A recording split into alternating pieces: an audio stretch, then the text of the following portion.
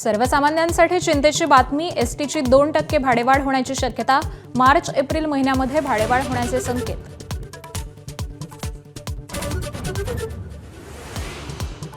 सामाजिक न्याय मंत्री संजय शिरसाट यांच्या अडचणी वाढण्याची शक्यता, हॉटेल विट्स लिलावा प्रकरणाची चौकशी विभागीय आयुक्त जितेंद्र पापळकरांकडे सोपवली, 8 सदस्यांची समिती करणार सखोल तपास.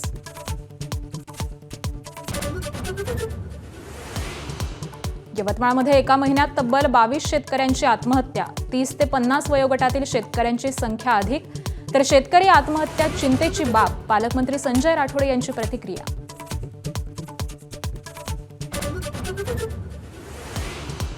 मराठवाड्यातील नुकसानग्रस्त शेतकऱ्यांचे ई-केवायसी न केल्यामुळे 131,53,00,000 रुपये पडून, विभागीय आयुक्तांचे ई-केवायसी करण्याचं आवाहन, मार्च अखेरपर्यंत ई-केवायसी न केल्यास सर्व रक्कम पाठवावी लागणार.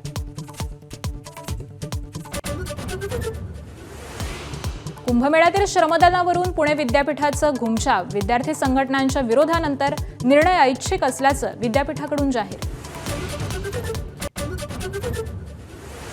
मुंबई-पुणे महामार्गावरील मिसिंग लेन सुरू करण्याची डेडलाईन पुढे गेल्याची माहिती, ऑस्ट्रेलियन तंत्रज्ञानाच्या पुलाची उभारणी सुरू.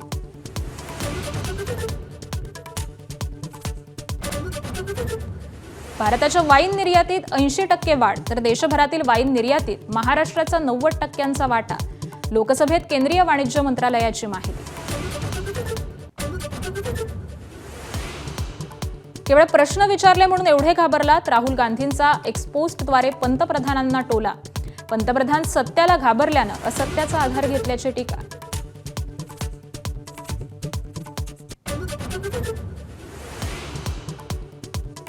रिझर्व्ह बँक आज पतधोरण जाहीर करणार, रेपो रेट 5.25% कायम राहण्याचा अर्थतज्ज्ञांचा अंदाज.